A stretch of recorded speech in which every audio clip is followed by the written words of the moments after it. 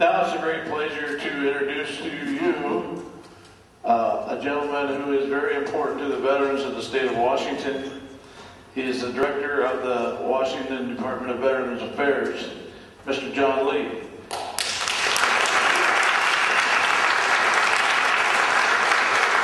We as veterans always refer to John as our favorite bureaucrat, but he does work well within government.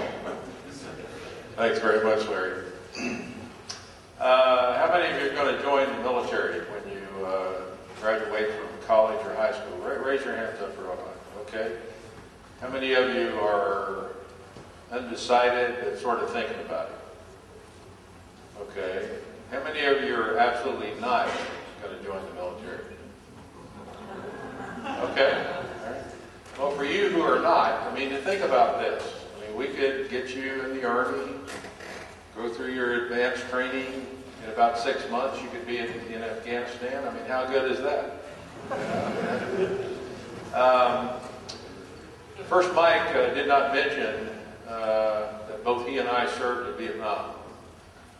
And I can tell you with confidence, regardless of your perspective on the war, that our country has really rallied in a significant way to make sure that the men and women returning from this war get respected for their honorable service to our country, and that they get the services that they need relative to the impact of war on themselves and their families. Now, no system is perfect, but by any measure, what we are doing now for the men and women serving in the military is significantly better than it has ever been in the history of our country. But that's not what I want to tell you.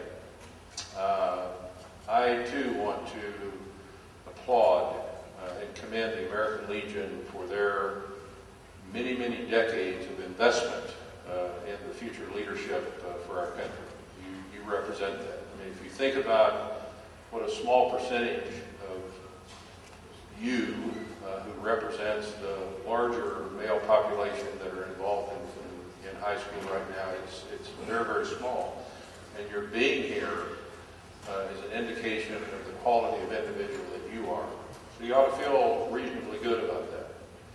But I was a grown man before I realized both the complexity of our government and the beauty of our government. I mean, most of us sit around and say, wow, why did it take so long to deal with that? Or why is government so slow? Or why doesn't the President of the United States just pass a law? Or the governor of our state just say, do this, and it gets done? And as you go through this process, I want to remind you that we have a unique set of government system in our country and in our state, and in most county and municipality governments called the balance of powers. You have an executive branch, you have a legislative branch, and you have a judicial branch.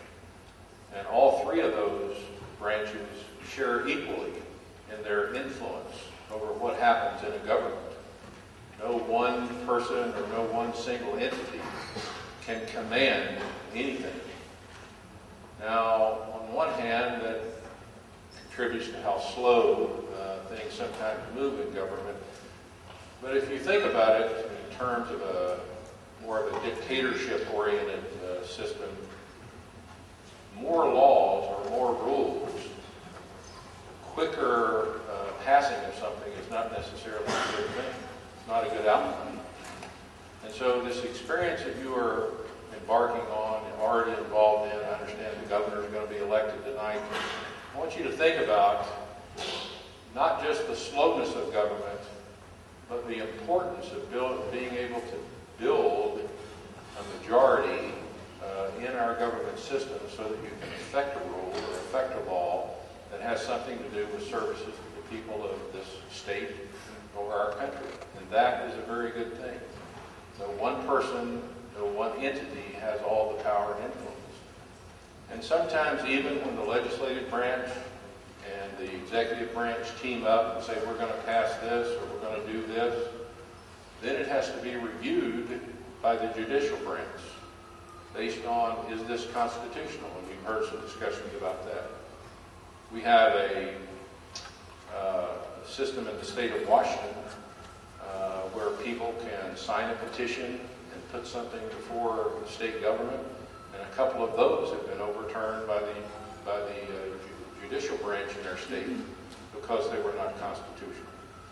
So I say that only to you to quicken your thinking about both the complexity and the beauty of this wonderful democracy that we enjoy, the complexity of it. And let me tell you, it is honorable to serve in the military. It is a wonderful thing. People respect that. But public service, serving your city, serving your county, serving your state, serving your country in an elected position is also a valiant effort, a very honorable pursuit. And we need you